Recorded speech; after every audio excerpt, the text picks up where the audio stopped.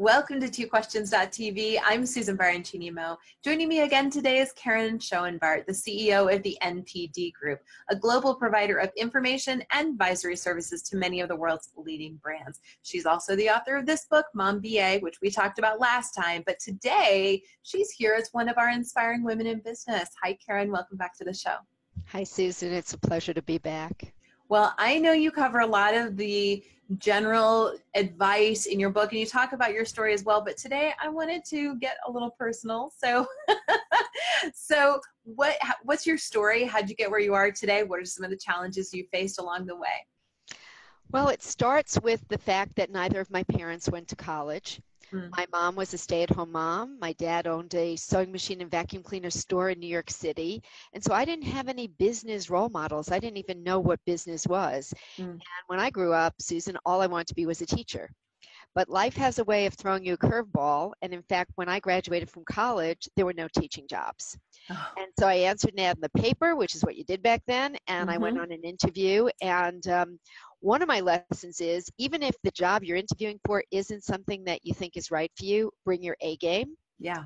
And in fact, the interviewer took a liking to me and on a whim introduced me to the president of the company, who offered me a job as a project director, which I didn't know what that was. But I said, well, when I come into work in the morning and sit down at my desk, what will I do? And he said, we'll teach you. And that began my career in market research. Wow. And I started as a project director and just loved it. And then I moved into sales, which I highly recommend to anyone if they ever have an opportunity, even if it's not for them. A stint in sales is invaluable for almost anything you want to do in life.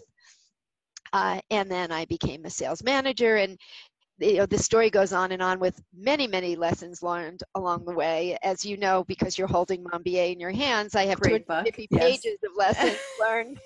Yes.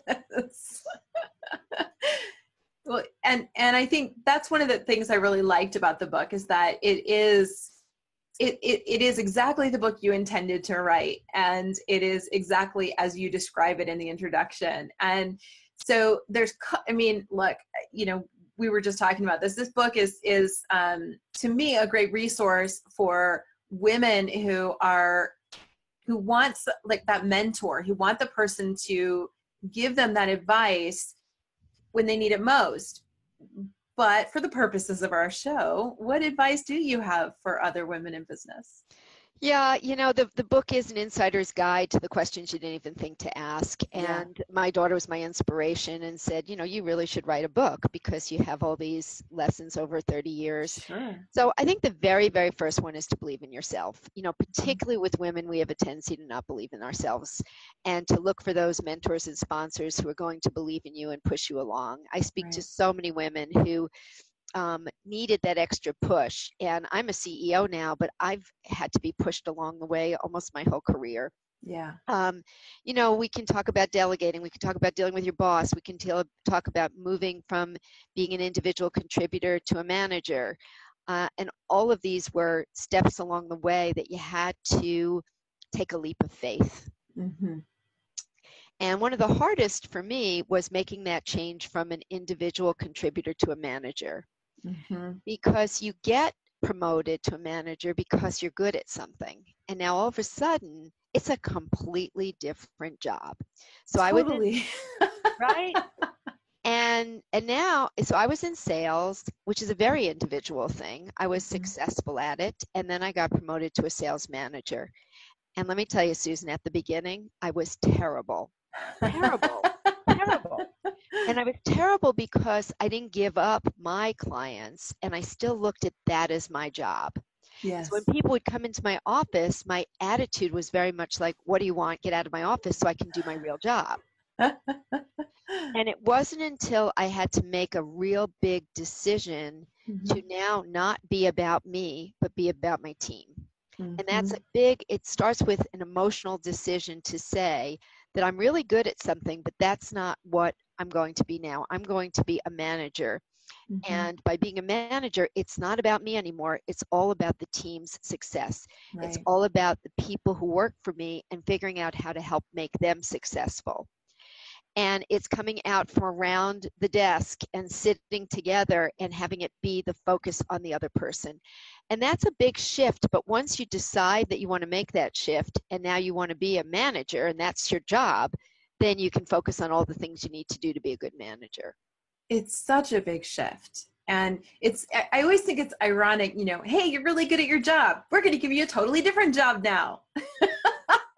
It's such a weird thing that we do with work, but it's so incumbent upon the person getting that new job to develop that skill set.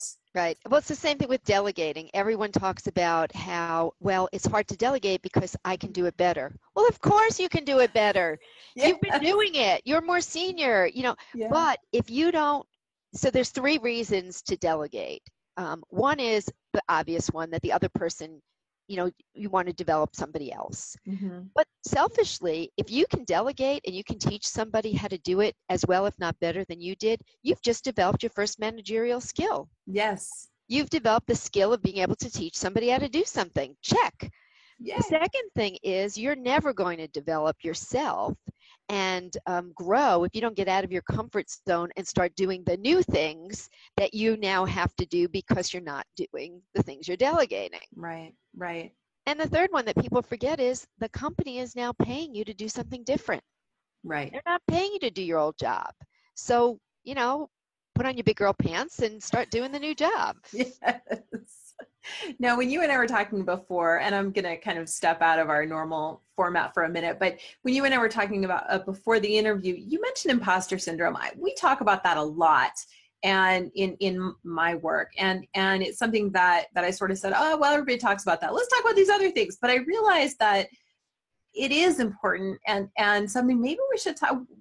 What's your advice for women with imposter syndrome? Okay, so first of all, when I first heard about this, I was at a conference and there was a woman speaking about it, and she talked about this thing called the imposter syndrome. Mm-hmm. And I went, oh my God, I can't believe there's actually something, that this is a thing, that this isn't just me. Because I wasn't a business major, because I had a non-traditional career trajectory, I always worried that somebody was going to tap me on the shoulder and say, ah, we caught you. You don't really belong. And it was such a big relief as I started talking to other people to find out that other people felt that way. Mm-hmm. So the first thing is just that people, and it's not just women, although it tends to be women more, worry about that. And so it was a big relief to know that it wasn't just me. Right. There's many, many things you can do. I have a whole section in the book on it, but the 3 main things I would say is, 1, don't compare yourself to others. You know, focus on being the best you can be.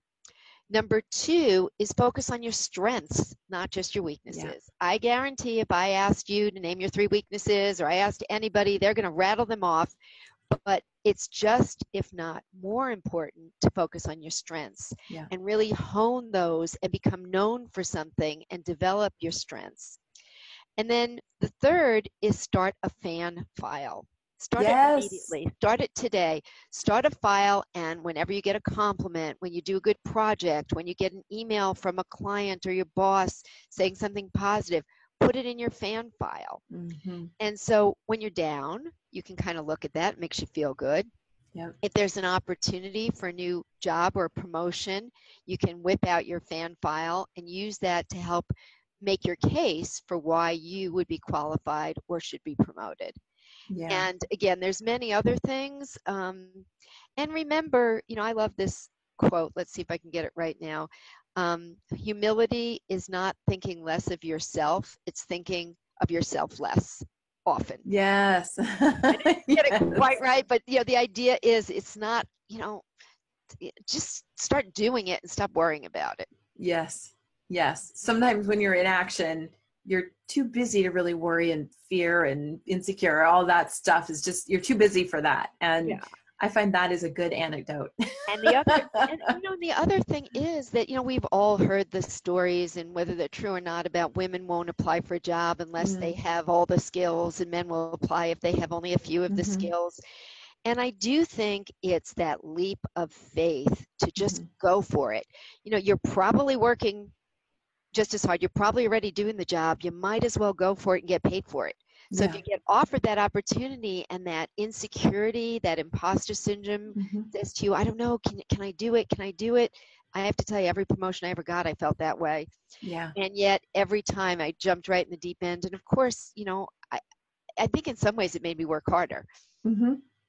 But so that would be a few things that I would say to people, particularly women out there, is you're not alone in this feeling, and just believe in yourself.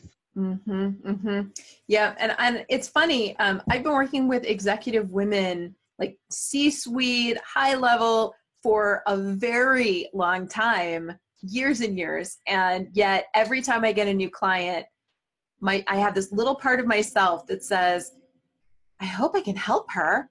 And it's the weirdest thing that I have that thought after all these years, but there is a part of me that thinks that. And I actually like that because I use it to propel me to give 110% at every session. Like, no, I'm going to make sure I help her. I'm not worried. I have that voice. No, I got this. And so I have that dialogue with the voice. It's so true. So when I wrote MOM.B.A, I collaborated with this woman, Alex, and when I wrote about the imposter syndrome, you can read it in the book, I write about it in the past tense. So Yeah. Alex said to me, so Karyn, is it really in the past tense? And I'm like, yeah, I think I'm kind of over that by now. And then when I got promoted to CEO, my first thought was, oh, can I do it? Well, and I think that's the thing I like to make sure people hear is I want our viewers to know that people at the top, people who are successful, people who are doing really well, it's not about not having problems anymore. It's not about not having challenges anymore. It's about mastering them and knowing what to do when they show up. And I think that's the difference. And the other thing is, one other thing is, if you are comfortable, you are not growing. Yeah. And you've got to put yourself out of that comfort zone, and you can always keep growing. I mean, when I got promoted to CEO, I didn't think things would change as much as they did, and yet I had to stretch and do harder new things. And then when you do them, you feel so great. Oh, yes. It's a real good feeling of accomplishment. So I think the imposter syndrome, as we both said, can be positive. There's a silver lining in that. Absolutely. Oh, I'm so glad you came back on the show to talk about this. Oh, it's such a pleasure. Anytime. Well, thank you for coming back. Where can people find you? Well, they can find me on KarynSchoenbart.com, and my book's available on Amazon, MOM.B.A. And follow me on Twitter, follow me wherever. There's plenty of places, and I look forward to continuing the dialogue. Perfect. And we'll have all those links in the show notes for today. All right, viewers, here's Karyn's book. You should have a copy of this. It's a fantastic reference source for any time you just wish you had somebody to give you some advice in your business journey. This is the book you need. All right, that's it for today. Thanks for watching. We'll see you next time. Bye-bye.